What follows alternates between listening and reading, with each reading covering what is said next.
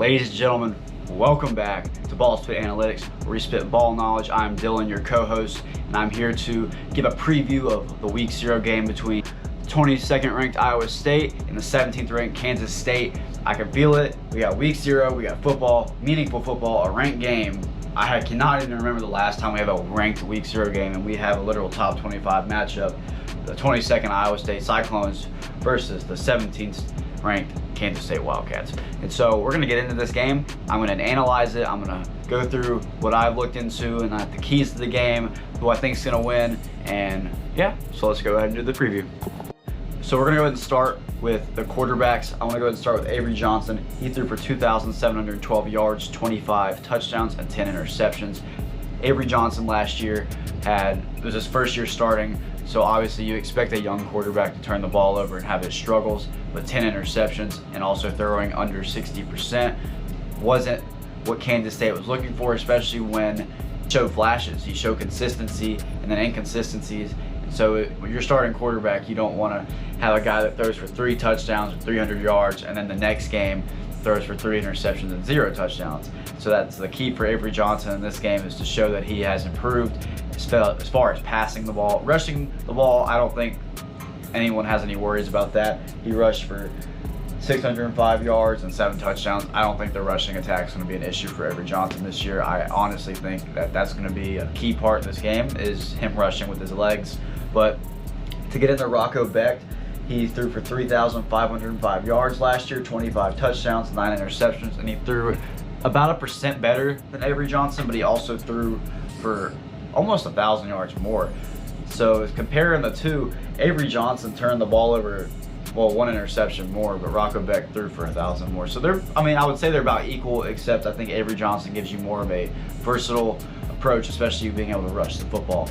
But the thing with the Kansas State is they have a rushing attack as well with Dylan Edwards, and then you got Devon Rice, who was a freshman last year, didn't play a lot, but they are very high on him.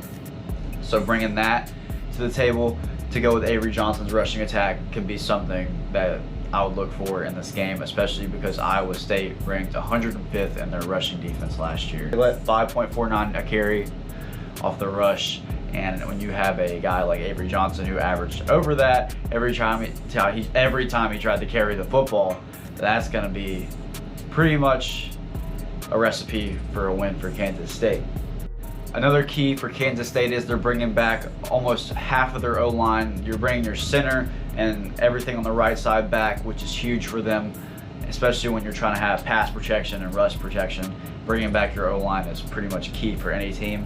And so to add on to that, you also have Jace Brown, who was your best receiver last year. He had 823 yards and 5 touchdowns. I think you need to really bench on him. I'm really high on him. I like him. He has a very good deep attack, especially for when I looked at the tape. Very good deep threat. Obviously, Kansas State's going to want to rush this football, but they also are probably going to want to pass early. And the thing with Iowa State is they ranked 5th last year in pass protection, and they're bringing back all their corners. So you bring those back to an already, I think, a really good defense. Kansas State's going to have some issues throwing the football, especially if your quarterback can't keep the ball on the other side of the field. But to add on to that, when you have a really good pass defense and a really bad rushing defense, I think Kansas State's going to probably rush the football a lot this game. I'm thinking 40 to 50 carries combined with the 3 people I already named, Avery Johnson, Dylan Edwards, Devon Rice. I think if you do all that, I think, Kansas State might be able to get away with this game in Dublin, Ireland. And so Iowa State, the key for them is they want to keep this a low-scoring game. Like last year, let me go and bring up the score. Last year, the score of the game last year was 29-21, and Iowa State got away with the win.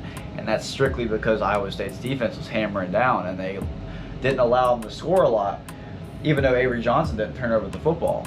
And when you look at Iowa State's passing, Rocco Becht only threw for 137 yards. And then when I look at all these other stats, Iowa State didn't even do much, really. Like, honestly, they didn't do much. Their defense really carried them through that game. So if I'm Iowa State, your key for this game is you got to keep this a low-scoring game and keep the ball behind line of scrimmage. So it's good. I'm torn between if I think it'll be a high scoring game or a low scoring game, but I think it'll be like mid-20s. I think that's a good prediction for a score, but I'm going to go ahead and give a score prediction in a moment. And then to add on to Iowa State's offense as well, they're also bringing back most of their O-line. So both teams are bringing a lot of offensive production back. Iowa State's also bringing back their running back, Carson Hansen. He had 752 yards, 13 touchdowns. And in an experienced running back like that, I'm expecting him to do a lot better this year and maybe hit 1,000. But we don't know yet because obviously the season hasn't started. So we'll see what that looks like, because I really do believe that both teams are going to try to run the football. And obviously Iowa State on paper is a better defense, but when one of their defenses wasn't even top 20 in rushing attack, I think that's a pretty easy recipe for what to do for the other team.